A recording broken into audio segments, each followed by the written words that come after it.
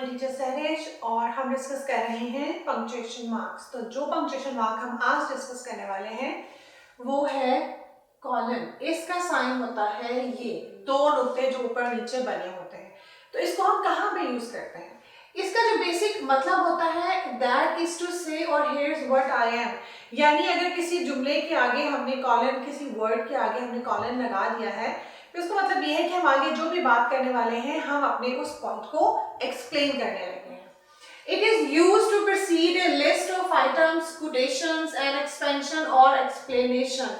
ये हम इन सब चीजों में इस्तेमाल करते हैं। लिस्ट बनानी है, हम उसका जो मेन टॉपिक या हेडिंग ऊपर देके जो लिस्ट है उस सेमीकोलन, इस कॉलन से हमें अंदाजा हो जाएगा कि यहाँ पर मजीद अभी सी लिस्ट की एक्सपेंशन है, हम किसी बात को एक्सप्लेन करने लगे हैं तो हम उसके आगे जो है कॉलन लगा देते हैं। जैसे कि पेपर में जब आप कोई ऐसे लिखते हैं या आप कोई इंपॉर्टेंट क्वेश्चन लिख रहे होते हैं और आप उसकी हेडिंग डालते हैं, आप उसकी हेडिंग लिखते हैं, उसके बाद आप उसके आगे दो ये जो डॉट्स है, ये जो कॉलन है वो डाल देते हैं, जिससे ये समझ में आता है कि अब नेक्स्ट आप जो पैराग्राफ लिखने वाले हैं या जो लाइंस लिखने वाले हैं वो आप अपने इस पॉइंट को एक्सप्लेन कर रहे हैं, यानी ये उसके बारे में उसकी एक्सप्लेनेशन है। तो इस साइन से, कॉलन के साइन से हमें ये बात समझ में आ जाती है। अब हम देख लेते हैं कि हम इसको और कहाँ कहाँ यूज करते हैं।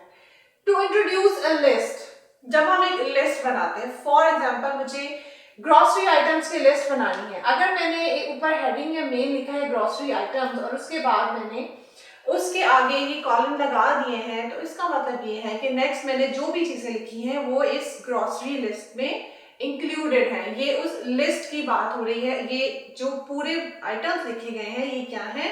ग्रोसरी आइटम्स हैं, जो कि हमें इस साइन से पता चलता है। Next is before A quotation.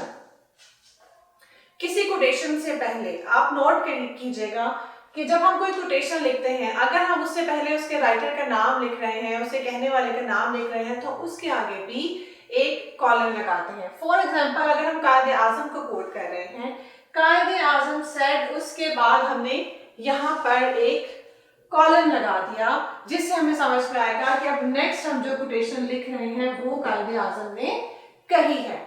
उसके लिए हमने ये कॉलम यूज किया। फिर जब हम टाइम लिखते हैं 11:35 AM PM, तो उसके बीच में भी हम कॉलम को यूज करते हैं। रेशो, जब आप मैथ्स में मैथमेटिकल इक्वेशंस लिखते हैं, जब आप रेशो के क्वेश्चन सॉल्व करते हैं, तब भी 1:3, तो उसमें भी बेसिकली ये कॉलम का साइन ही यूज होता है। डायलॉग्स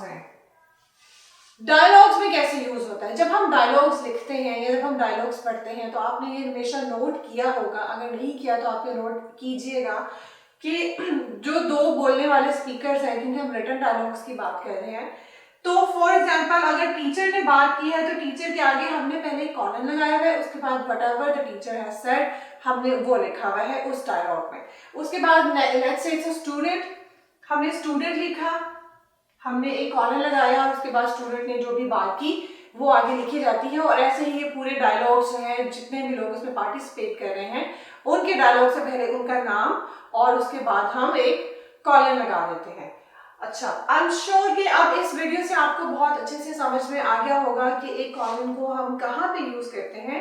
लेकिन अगर अभी भी कोई कंफ्यूजन ज़हन में है तो वो आप नीचे कमेंट करके मुझसे क्वेश्चन में पूछ सकते हो।